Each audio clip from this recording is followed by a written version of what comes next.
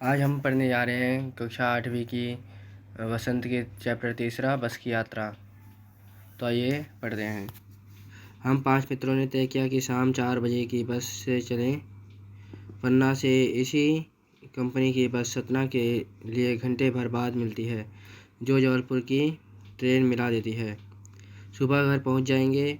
हम में से 2 को सुबह काम पर हाजिर होना था, इसलिए वापसी का यही रास्ता अपनाना ज़रूरी था। लोगों ने सलाह दी कि समझदार आदमी इस शाम वाली बस से सफ़र नहीं करते।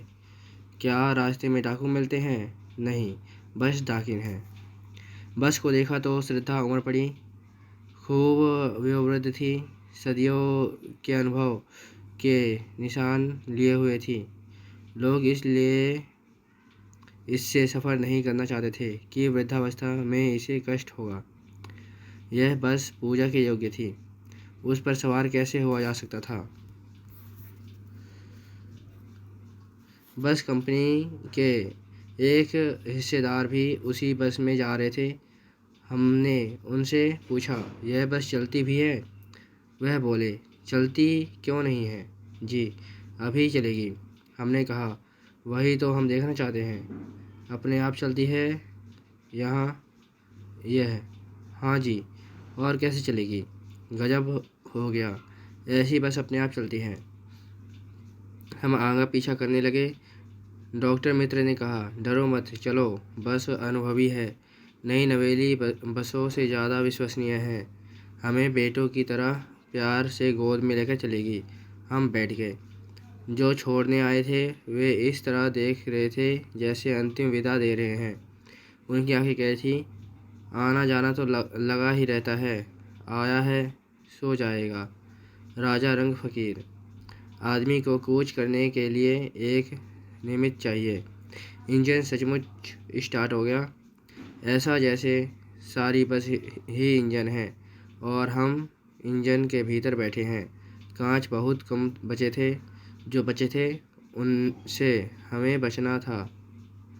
हम फ़ौरन खिड़की से दूर सरक गए। इंजन चल रहा था।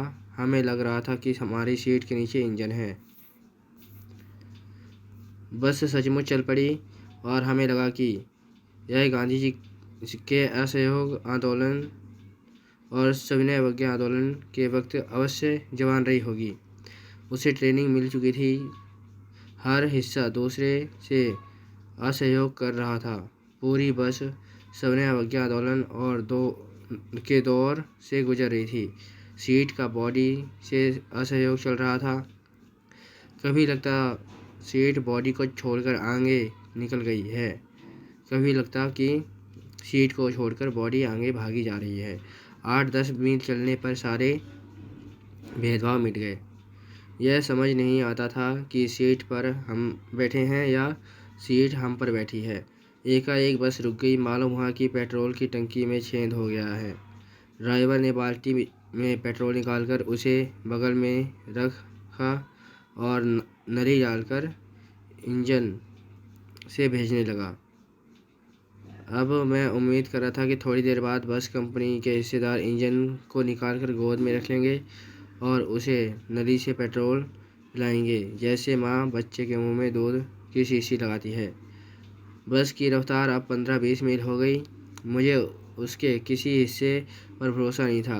ब्रेक फेल हो सकता है, स्टीयरिंग टूट सकता है। प्रकृति के दृश्य बहुत लुभावने थे। दोनों तरफ हरे भरे पेड़ थे जिन पर पक्षी बैठे थे। मैं हर पेड़ को अपना दुश्मन समझ रहा था। जो भी पेड़ आता डर लगता कि इससे बस टकराएगी। वह निकल जाता तो दूसरे पेड़ का इंतजार करता। झील दिखती तो सोचता कि इसमें बस गोता लगा जाएगी। एकाएक फिर बस रुकी। ड्राइवर ने तरह तरह की तरकीबें की पर वह चली नहीं। सविनय अवज्ञा आंदोलन शुरू हो गया था। कंपनी के हिस्सेदार कह रहे थे, बस तो फर्स्ट क्लास है जी। यह तो इत्तेफाक की बात है। छेड़ चांदनी में वृक्षों की छाया के नीचे वह बस बड़ी दयनीय लग रही थी। लगता जैसे कोई वृद्धा थक कर बैठ गई हो। हमें ग्लानि हो रही थी कि बेचारी पर लद कर हम चले आ रहे हैं। अगर इसका प्राणांत हो गया तो इस बियाबान में हमें इसकी अंत्येष्टि करनी पड़ेगी। हिस्सेदार साहब ने इंजन खोला और कुछ सुधारा। बस आगे चली। उसकी चाल और कम हो गई थी। धीरे धीरे वृद्धा की आंखों की ज्योति जाने लगी। चांदनी में रास्ता टटोलकर वह रेंग रही थी। आगे या पीछे से कोई गाड़ी आती दिखती तो वह एकदम किनारे खड़ी हो जाती और कहती, निकल जाओ बेटी, अभी तो वह उम्र ही नहीं रही।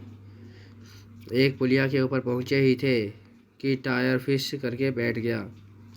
वह बहुत ज़ोर से हिलकर थम गई। अगर स्पीड में होती तो उछलकर नाले में गिर जाती। मैंने उस कंपनी के हिस्सेदार की तरफ पहली बार श्रद्धा भाव से देखा। वह टायरों की हालत जानते हैं, फिर भी जान हथेली पर लेकर इसी बस में सफ़र कर रहे हैं। उत्सर्ग की ऐसी भावना दुर्लभ है। सोचा, इस आदमी के साहस और बलिदान भावना का सही उपयोग नहीं हो रहा है।